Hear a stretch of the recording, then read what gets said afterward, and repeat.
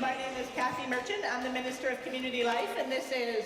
And I'm Jeff Rock, the Coordinating Minister. I want to begin by acknowledging our incredible community choir that is with us this morning. Give them a round of applause.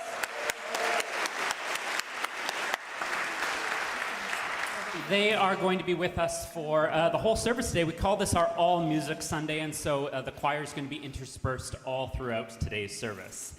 But with the joy of having the choir with us also comes a little bit of sadness, because I want to acknowledge that one of our longtime choir members is not with us today. Doug Stever Atkinson died after a brief illness on November 21st, and so we hold him in our thoughts this day, and all who mourn Doug, including his partner Craig Davidson, who is with us this morning. We've placed Doug's choir robe here with some flowers and a piece of music, even his reading glasses, because he couldn't sing in the choir without his reading glasses. And we really do hold Doug and Craig in our hearts this day, and again, all who mourn him. After the service, there's going to be some red velvet cake during coffee hour because that was Doug's favorite. So know that this whole day in many ways is a tribute to Doug, who is always standing in our choir right about there next to Bob Peacock, and we pray for him this day. If you are new here, just a few housekeeping items before we get into the service. So we do have an unsupervised nursery over in this area. Folks are welcome to use that. There are some toys for kids, so it's a little bit quieter, but you can still hear what's going on in this space. And also the washrooms are in that area. If this is your first time, please let the greeters know at the doors when you're heading out later, and they'll give you a little gift that has a candle and some stones and a prayer that you can take home, and you can burn the candle at home and still feel the warmth of this community and hopefully come back. And after the service, we're going to be having a pancake brunch, which you'll hear more about in a little bit, so over at the Center for Peace. So please feel free to join us for that. That will be lovely. And also, we just want to let you know that wherever you come from, whatever background you have, whatever faith tradition you belong to, whomever you love, however you identify or express yourself, whatever your age or stage, all of goodwill are welcome here. Today is the winter solstice. Pat Krakenthorpe sent me an email this week and said, "You're going to mention that it's the winter solstice on Sunday, aren't you, Jeff?" So yeah, it's the longest night and the shortest day of the year, and it feels kind of like we're turning a corner, doesn't it? You know, spring is coming. Some of the viburnum flowers are even blooming already, if you can believe it. This time is when we remember things like hope, peace, joy, and love. And today is the fourth Sunday of Advent, which is traditionally known as the Sunday of Love. And our theme for Advent this year has been the tree of life as told through the story of the Jesse tree. So this little tree here, this white tree, started as completely barren on the first Sunday of Advent. And we talked about being rooted in hope, and we wrapped it in some evergreen to give it a little bit of color and remind us that the evergreens give us hope throughout the year. Then on the second Sunday of Advent, we talked about how peace is possible. In fact, it is the only viable option, and peace shines, so we lit up the lights on that little tree. Then on the third Sunday of Advent, we talked about how joy flows like water and how trees need water to grow as they need light and as they need soil. And we talked about flowers and added some flowers to our tree.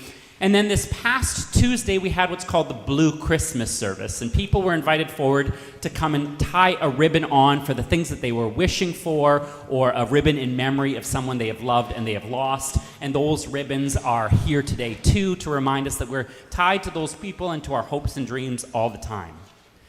But this fourth Sunday of Advent, we're talking about how love is in the air, right? Trees need air to grow. And there's a song about how love is in the air. Do y'all know it? Love is in the air. Do do do do do. Don't quit your J-Dub, Reverend. I know. Yeah, even now I'm going to sing. But what I want to talk about as we talk about how love is in the air, that trees do something really special, right? We breathe in oxygen and we breathe out carbon dioxide, and trees do the exact opposite.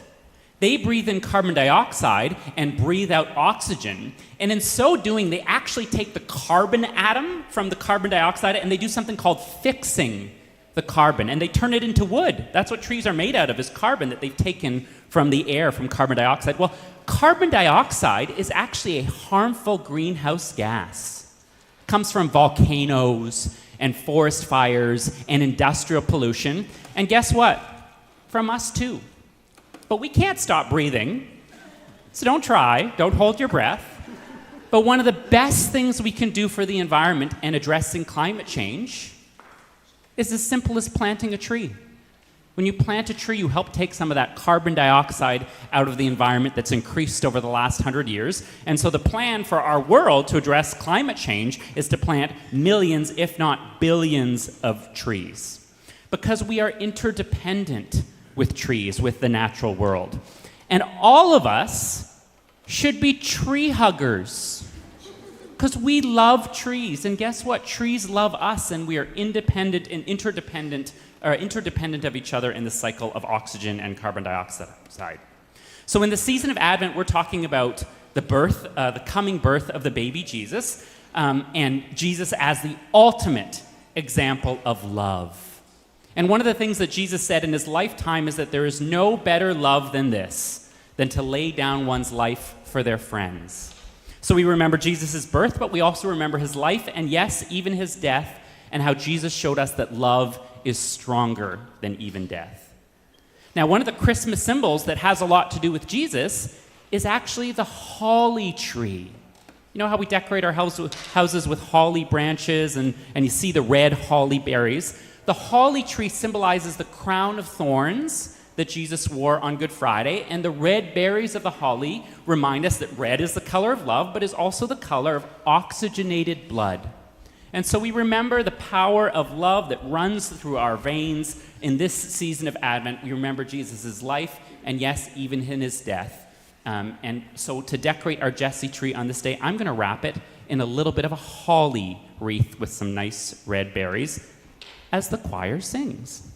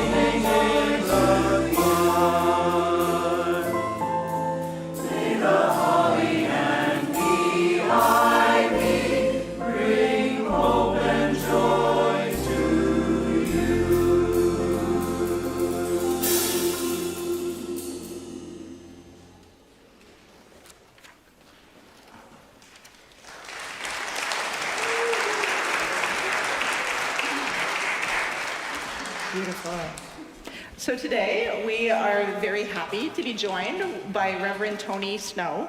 Tony is a member of the Stoney Nakoda First Nation. He's a traditional knowledge keeper, theologian, and interfaith and environmental activist.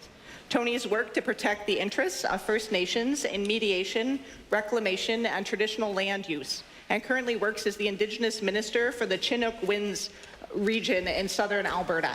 So Tony is going to give us our land acknowledgement now, and you're going to be hearing more from him in a little bit. Thank you.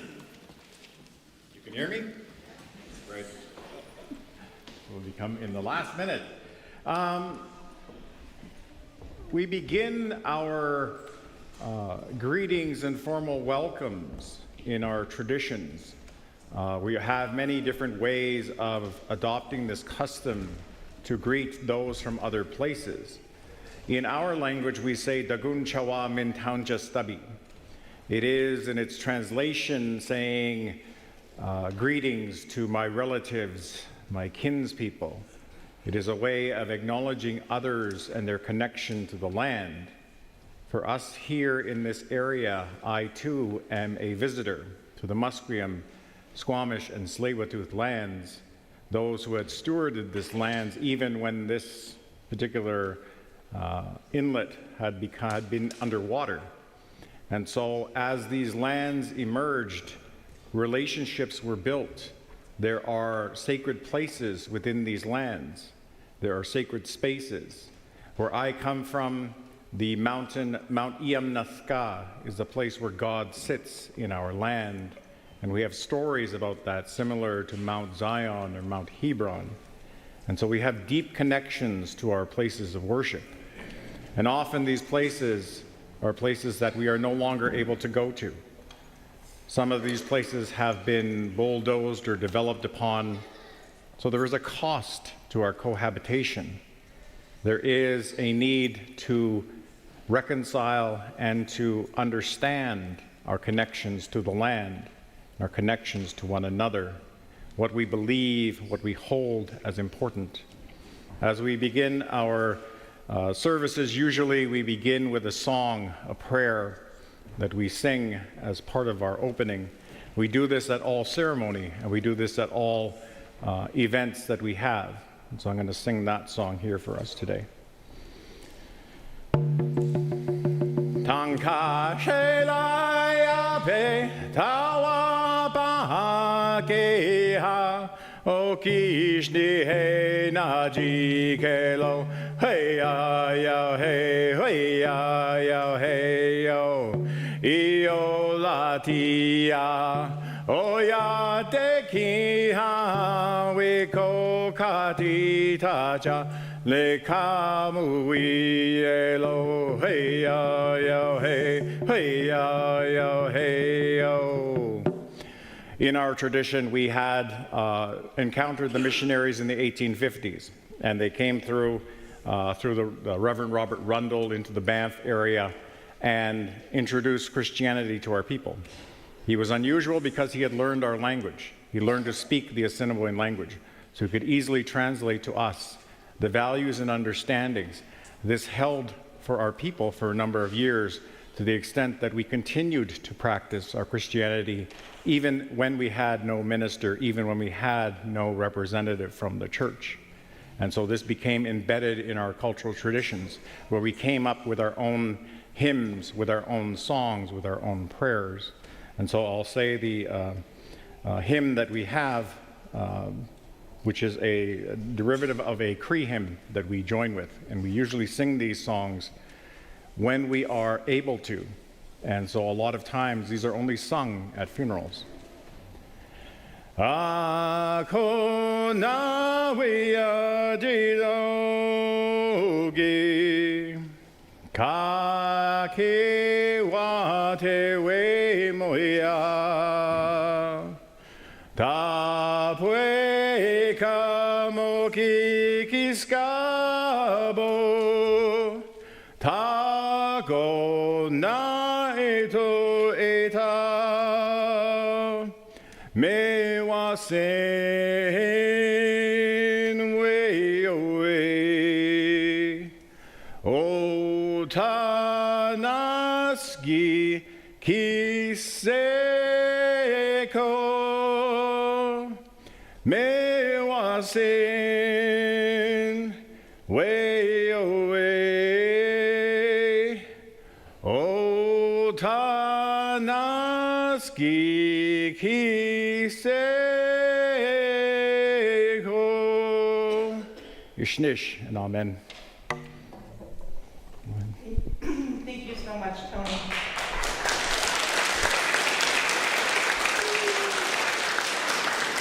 And now I invite you all to rise as you're able, and let's offer one another a sign of Christ's peace.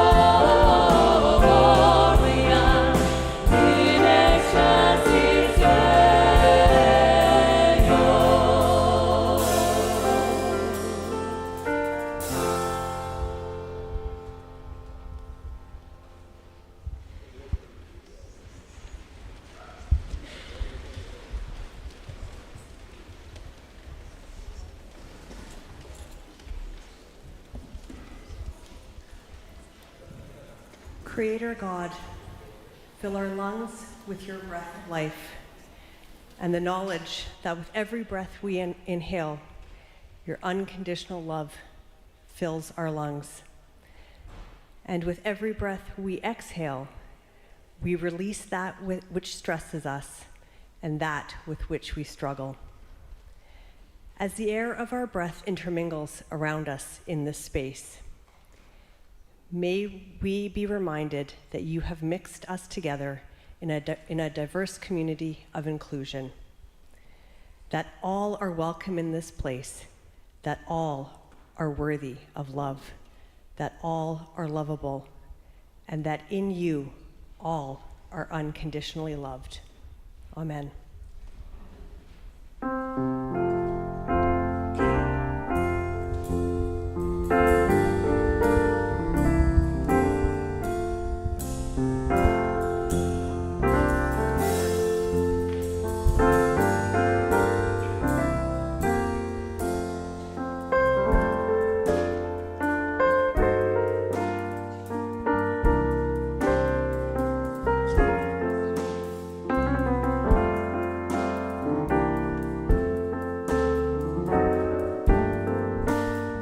Join us in singing. Oh, Jesse tree, together we have changed thee. Oh, Jesse tree, together we have changed thee. Just like this tree was wrapped in love, may we become what you dream of. Oh, Jesse tree, a sign of Christ child's coming.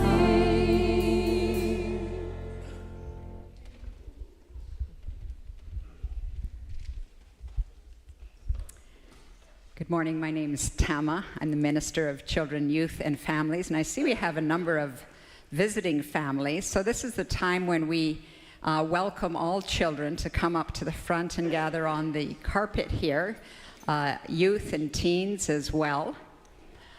Our program this morning over at the Center for Peace will focus on rehearsal for our nativity service this coming Wednesday. All children are welcome to come over, but since we're going to be doing that rehearsal, they may prefer to just stay in and be part of the music here. It's up to the parents.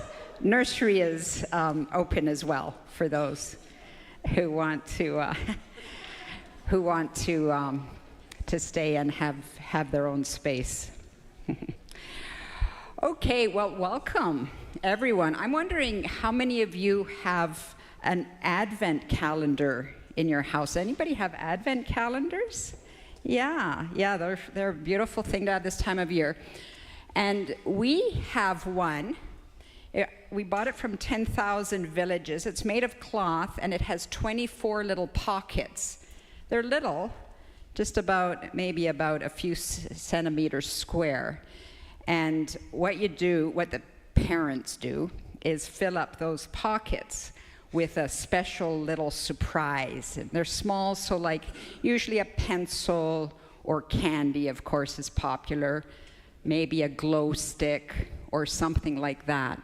And in our house, I have two children, Abigail and Oliver, and when they were little, they would take turns pulling out the little surprise that was in there. Well, being the conscientious parent I am, I got to thinking, I wonder if this is making Christmas altogether too much about stuff, trinkets, and maybe it should be about love, and especially the love of God. And so I came up with an idea, and I didn't put anything in one pocket. I think it was around December 17 or so. And it so happens that was Oliver's turn to get the goodie out of the pocket, and he was just about 4. Anybody here 4 years old? Anybody? Well, he was quite little. He had to stand up on a chair to reach the pocket, and he reached in, and there was nothing inside. And so he looked up, a little look of horror on his face, and he said, "It's empty." And I said, "Oh no, honey, it's not empty. It's full of something so big that it couldn't fit in there." And he said, "A bag of chips?" I said, "No, God's love. And it fills that pocket, and it fills this whole room, and it fills the whole world. And you got the special day." And he stared at me, and then his little chin started to quiver, and his eyes filled up with tears, and he started to wail. He said, "I don't even want God's love." And he said, well, he didn't say it, but he implied, give me a pencil eraser, give me a piece of juicy fruit, anything but God's love. So that was the day, and this is a pro tip for parents, that kids' capacity for abstract thinking can only go so far. And it also helped me understand that all the trinkets and the candy and the things that kids love about Christmas don't cancel or replace God's love. They celebrate God's love. So enjoy all the goodness of this season. Okay. And we'll head over. Those of you who want to come over and be part of the rehearsal, I should say our nativity, our 4 o'clock Christmas nativity for children, about a half-hour service. It's going to be beautiful, include kids of all ages, and tell the story of the birth of Jesus in a Vancouver context. So come on out if you're free.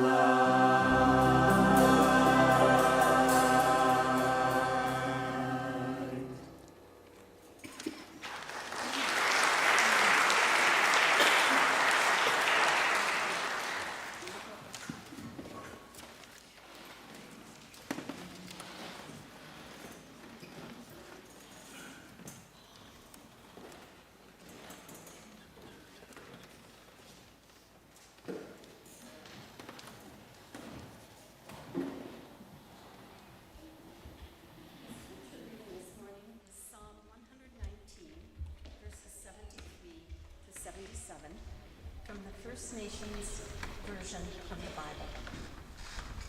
Your love comforts me. Your hands have created me and shaped who I am.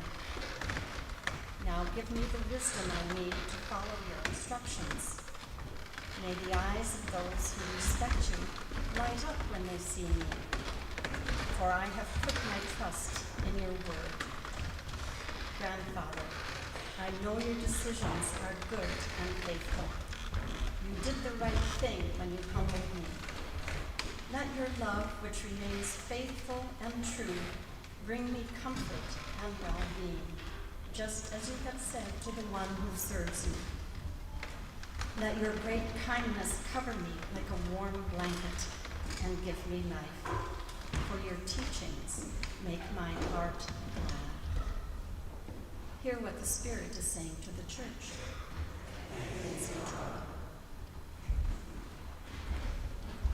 Thank you so much, Carol. Just going to bring these candles over here.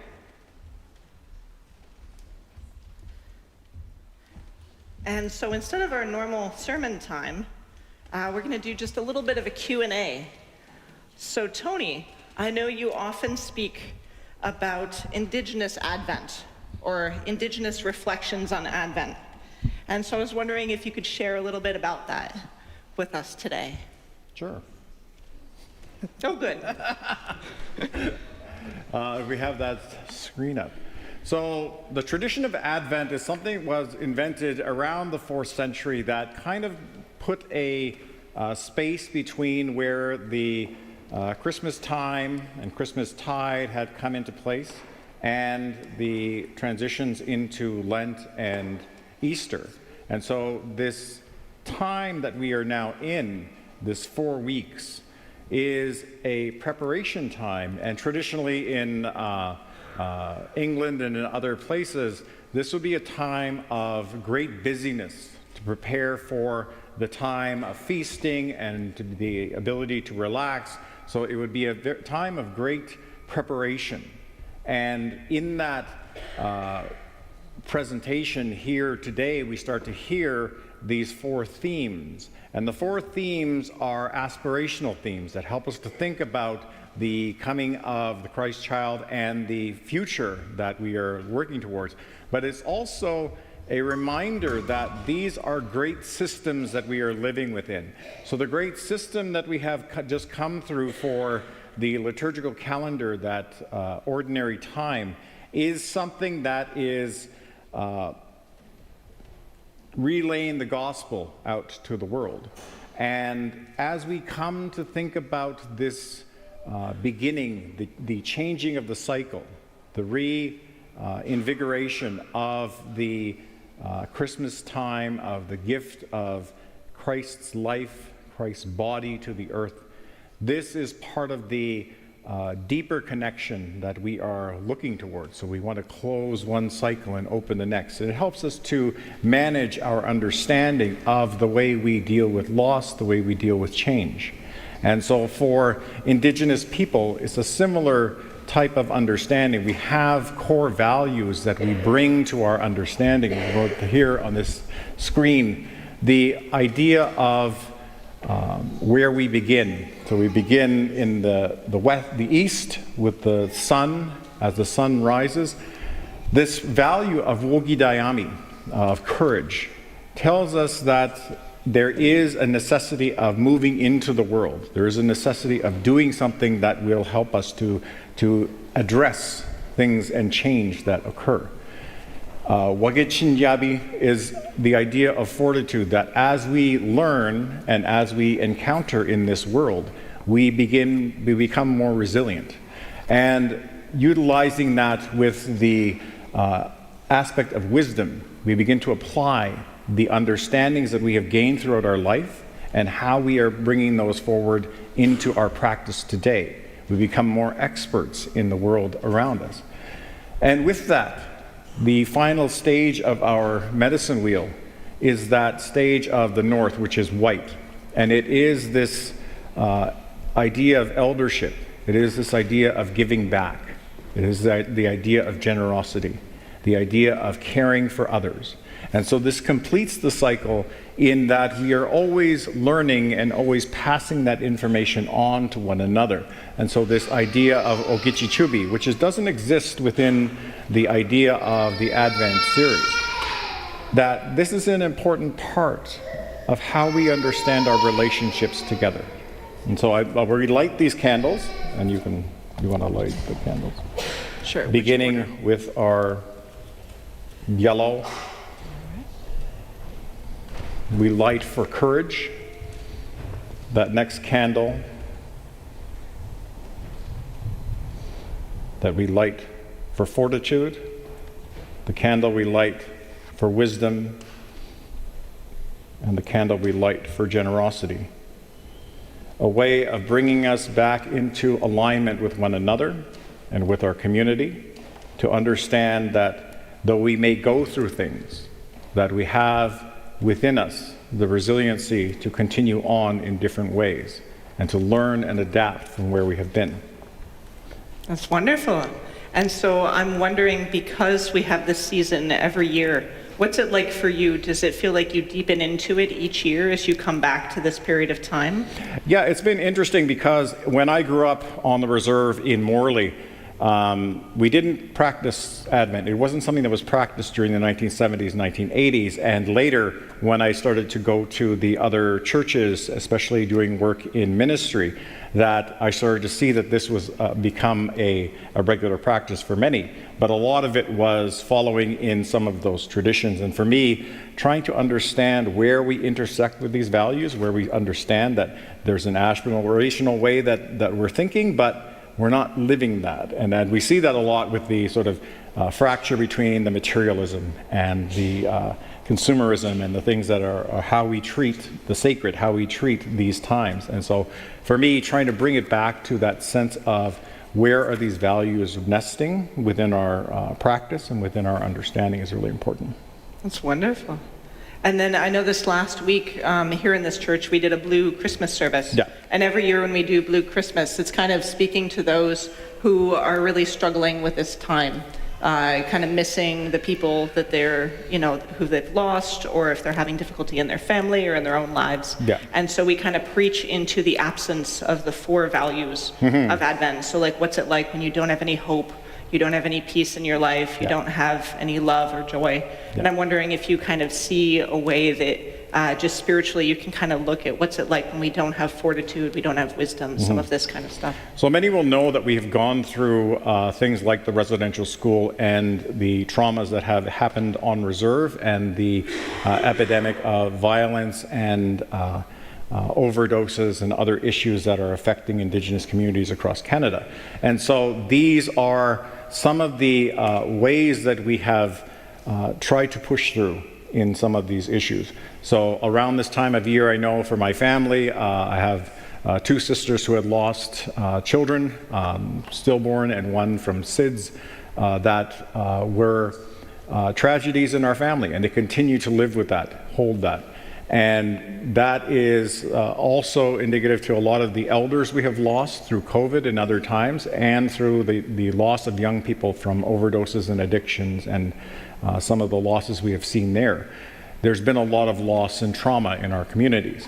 And so to look at it in light of some positive influence of how our people deal with these through a more resilient lens of trying to understand God's purpose behind some of these ways that we have been given, that we have been honored with from our elders and from our ancestors, these ways that have helped us to build a better understanding of our relationship to God and our relationship to one another. A lot of times, and it's sort of the way that people think about their religion is that, why does God allow things to happen? And it's like, we're the ones that are allowing it to happen. And so we need to work toward a better way of addressing some of these issues and working together to create a better world. And so that, for me, is how we begin to understand and enter into this time where I think there's potential for that work. And do you see that changing over the course of your ministry? I am excited to see that when I was kind of seeing your speaking schedule, you're getting invited to share some of this wisdom in more places. Yeah. It seems like as a settler that there's more openness to Indigenous ways of being and Indigenous practices. Does it feel like you're able to take more of this into a wider society too? And just there's more openness and acceptance. Yeah, I think so. I think that that's a really important part of it. I myself have been able to do a lot of this, traveling to Sri Lanka, traveling to Spain and other places to do this work. But I think that in the end, it is our local communities and how we reach out to our neighbors, how we reach out to the people around us in order to find those deeper relationships, because those are what will sustain us and those are what will help us for the future. There's all kinds of ways that we can have higher-minded thought, but I think that the local level of work in the community and work to develop a better outcome for people that we see on the street or that we see in our neighborhoods, to make sure that we are also living according to God's instruction, the instructions of Christ, to love one another, to help one another, to be of service to one another, I think is really important. Beautiful. And I know this is all Music Sunday, so we promised Sabrielle we wouldn't talk too much today. It would be mostly a singing time. So do you have any final thoughts you'd like to share with us before we get back to singing? I think that it's really important that these times are connected to our history. There's a hymn that we normally sing for this time called Many and Great, which is in the hymnal. And that hymn is important because it was developed through a Dakota ministry in the North Dakota area. And it was originally a song in the Dakota language and didn't exist anywhere else. And that song is included in our hymnal, but often sung without the context that this song became utilized for a tragic event for the Dakota 38, the individuals after the Dakota War who were hanged in Mankato, Minnesota. And so this was their gallows song. And we often hear it sung, and it's not without that understanding that there's a deeper meaning behind some of the work that we do. Similarly, we sing the Huron Carol. And the Huron Carol was created by a Jesuit priest who had gone through an illness, had almost died, and had been doctored back to health by the Wendat people.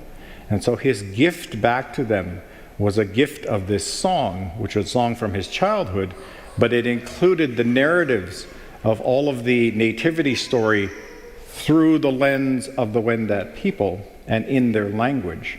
So he gifted them back this song, which was the first carol in North America, an important history there tied to this gift of trying to be reciprocal in what he had received. And I think that if we think along those lines, how can we be respectful of the gifts that we have received? How can we bring those forward and honor those as part of our relationship building is a very integral part of how we live today. It's beautiful. Thank you so much. Thank you.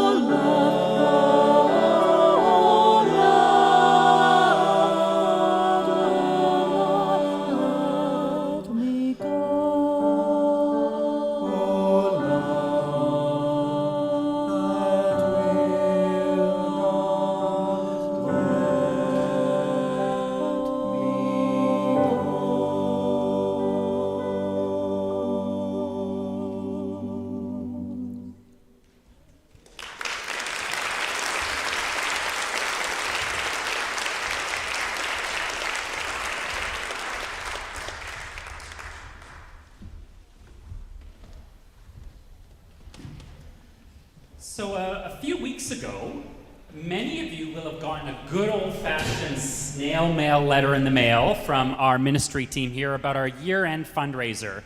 The months of November and December are the two most important months for us as a spiritual community leading up to Christmas, but also as a registered non-for-profit and a charity. This is the time of year when a lot of people make year-end contributions as we get towards the end of the tax calendar year. And we set up really lofty goal this year of $20,000, the same as last year, but it's always a bit of a slog in this busy season when there's so many worthy causes needing our funds, our time, our talents, our treasure. But what we're asking is for you to consider making a year-end gift, if you haven't already, towards that $20,000 goal, both between our year-end campaign and our Light Up the Season campaign. And now is when I get to tell you how it's going.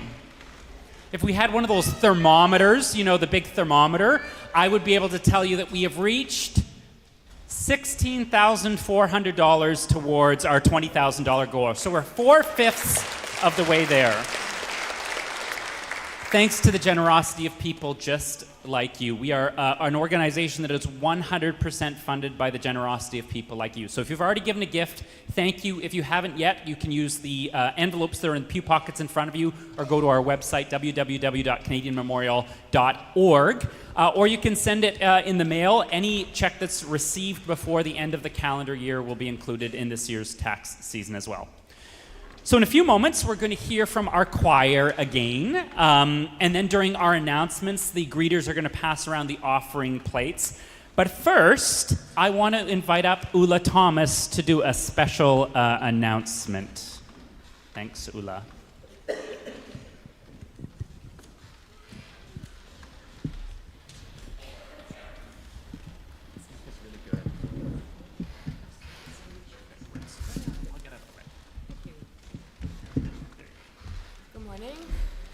We haven't met yet.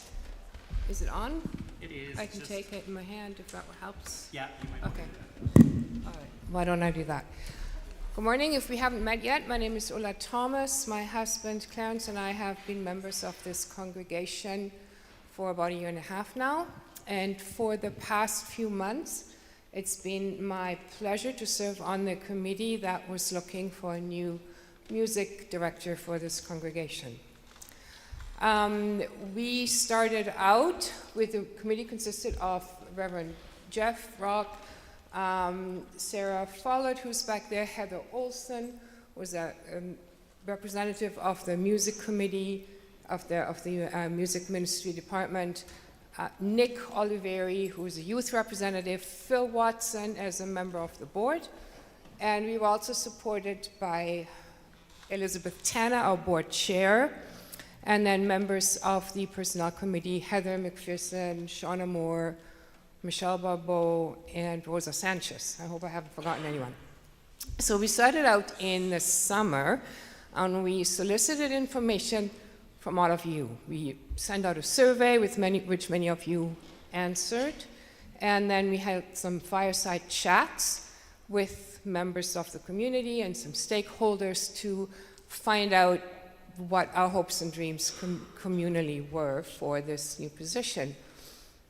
We found out some things that we already knew. We found out that we are an opinionated bunch, a diverse group of people, and we take our music seriously. And, you know, sometimes there's a long way from the organ to the drum kit. We found that out too. But there were some things that we agreed on. What we agreed on was that we wanted a music director who is part of our community, who presents a diverse set of music, who values participation over perfection, and who encourages us through music and our spirituality. With that in mind, we crafted a job description, and we named it Director of Music Ministries. So that was about late August or so. We posted it in Broadview Magazine, Royal Canadian College of Organists, BC Alliance for Arts and Culture, and on some social media platforms. We then received 15 applications. We created a rubric to grade all that, and we ended up with 6 candidates whom we interviewed. Not right? Oh, you're waving at somebody behind me. Okay. All right, who's my director over here? Created a rubric, whittled it down to 6 candidates whom we interviewed, and then that list, again, we whittled down to 3 people on the short list. And those people auditioned for us. They prepared several diverse pieces of music, which they performed. They shared a reflection on their spirituality, and they presented an order, musical order of service based on a theme, sermon notes, and scripture. And then came the really hard part. Then we had to make a decision. And so we thought long and hard about what we know about our hopes and dreams collectively, about the needs of this very diverse community, and the super talented people whom we got to meet. And then we make a decision. And it was hard, but it was unanimous. And so I'm really, really thrilled to let you know that our new music director, as of January 1st, is going to be Sabrielle McCurdy.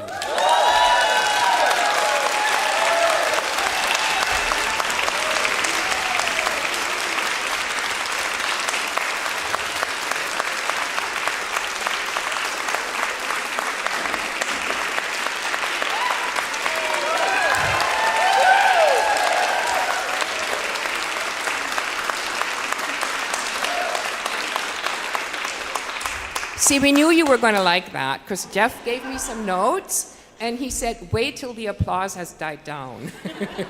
So we kind of anticipated that. So we need you to know 3 things yet. One is that these last 5 months were not one extended audition for Sabrielle. We're really, really grateful that she squeezed out time out of a really super busy schedule to lead us in our music department over the last 5 months. But the job of interim music director and the job of director of music ministries are really quite different. We also want you to know that we gave very diligent consideration to all the other applicants. We met some lovely folks and we listened to some great music. But time and time again, on every domain, our own Sabrielle was the best candidate. And then lastly, we need you to know that, so in January and February, there's still going to be a bit of transition, and Sabrielle is only going to have a certain amount of time to devote to this role, and so to that extent, the community choir is going to gets to take a break till March 1st, at which time we will recall the choir as an Easter choir, pretty much as we have done now with the Christmas choir. So once again, please, Sabrielle, we are so thrilled to have you here to learn with you and grow with you and learn things under your leadership. So give one more hand to our new music director.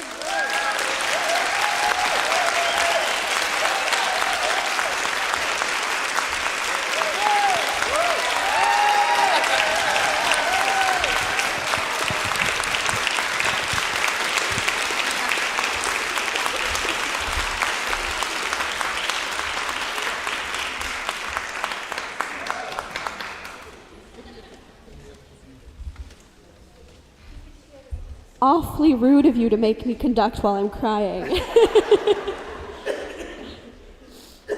Okay, so for this next piece, it's called Night of Silence, and then it turns into Silent Night. So I just want to give you all the heads up that we'd love for you to sing along Silent Night when we get there, and I will indicate to you when it's time for us all to sing together. Thank you.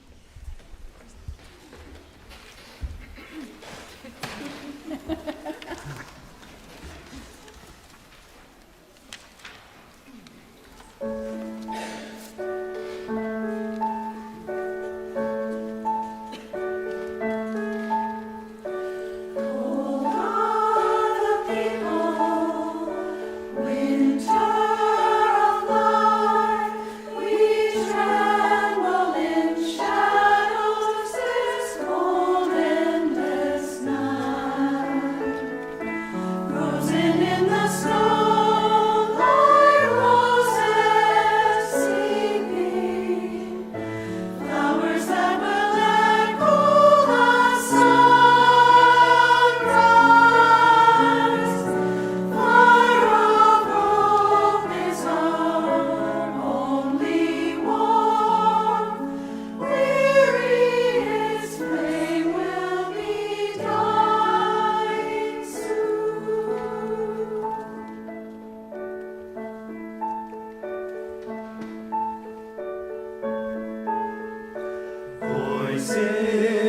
distance, call in the night, our wind you enfold us, you speak of the light.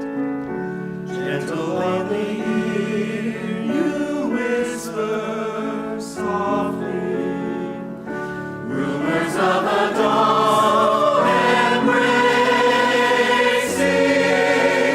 breathless love awaits darkened souls. Soon will we know of the morning.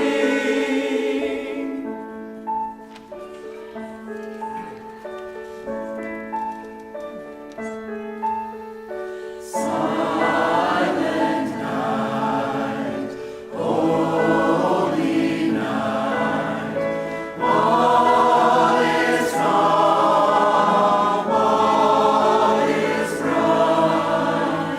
Round yon virgin mother and child, holy infant, so tender and mild, sleep in heavenly peace, sleep in heavenly peace.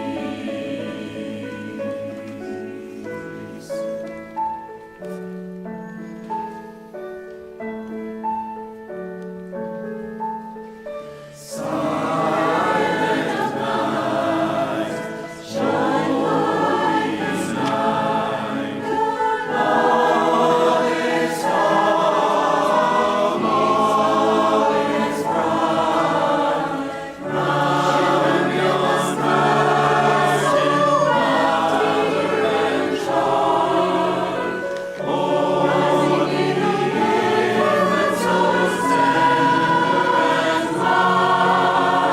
sleep in heavenly peace, sleep in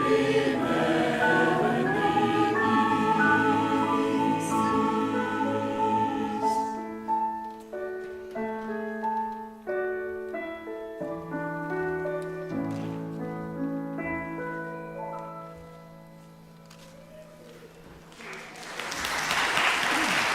peace. I have some announcements to share. While I'm sharing announcements, the greeters will pass around the offering plates, and Bob Russell, if you come up while I'm speaking. So first announcement is there is a virtual coffee hour after the service. You can join from the link in the YouTube description, so we can continue the conversation there. Otherwise, if you want to join us over in the Great Hall, Bob will tell you a little bit about that in a moment. Our Christmas Eve services are this Wednesday. The children and youth service is going to be at 4 p.m. That's the nativity play. Should be really fun. So please join us for that if you're interested. It's open to everyone. Our big celebration service is at 7 p.m. That's one with the candles and all the singing. It's going to be very beautiful. That's at 7. And then our contemplative communion service is at 9 p.m. And you're welcome to stay for as many of those as you'd like. So we have 3 services on Christmas Eve. You can run the whole gauntlet with us if you'd like. Our Center for Peace office will be closed on Christmas Day and on Boxing Day. It'll reopen just a little bit next week. But really, if you need to get any business done, please try to do so before Christmas Eve, because then our availability will be a little bit spotty. Next Sunday, our jeans and jammies service will be here. That's always great. That's Jeff often shows up in a onesie, so we'll have to see what that's like. And you can wear pajamas, you can wear jeans. It's very informal. It's shorter, lots of singing and a storybook. So much less formal. So feel free to join for that. I have a message from the hospitality team. They're very grateful for everyone who inquired about getting name tags. They said if you requested a name tag in the past few weeks, you'll find yours by last name in one of the boxes at the side door. And if you haven't already, you can pick up your name tag to wear at coffee hour today. And also, I want to say a big thank you to everyone who donated cookies for Shyek Housing for our drive. Also, all the Christmas cards folks dropped off, all the socks and long underwear and everything for our street meals team, everyone who showed up for those. Also, everyone who brought plants and then also delivered plants to folks in care homes. So it's been wonderful at the Center for Peace all week with folks showing up with items for those that need them, and just lots and lots of fantastic volunteer work. So many thanks to everyone who's been just showing up in that way. We're so grateful. Great job, everybody. And just a quick save the date. On Monday, January 19th, we're going to have our next peace talk with Alex Neve. He was the CBC Massey lecturer this past year and used to work with Amnesty International, and so he'll be our speaker in a few weeks. That's going to be a free talk that we have coming up, so we'll tell you more about it in a few weeks. And now I turn it over to Bob. Thank you, Kathy. Zhong? Yeah. Yes. Don't worry, it's not going to be like my typical long speech. Wait, hold it closer so that people can't hear in the back. Thank you. Perfect. Yeah, I was saying don't panic, it won't be a long speech, but I wanted to say a few words rather than just your standard welcome you to a pancake brunch. There's a group of guys that have met over the years and have developed quite a strong relationship with each other. I think we all recognize in this chaotic world one needs a spiritual community. Most of us are a little surprised we found it in a church, but indeed we have, and they're good people here. And so I'd like to just mention as one component of it are these people working behind the scenes.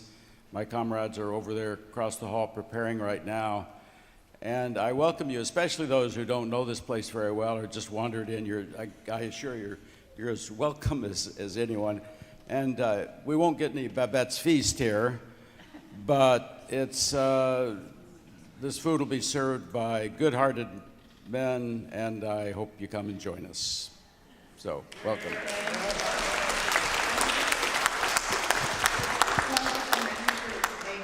Thanks for us. We're just so grateful to all of you. So now I invite you to rise as you're able for our sung commissioning.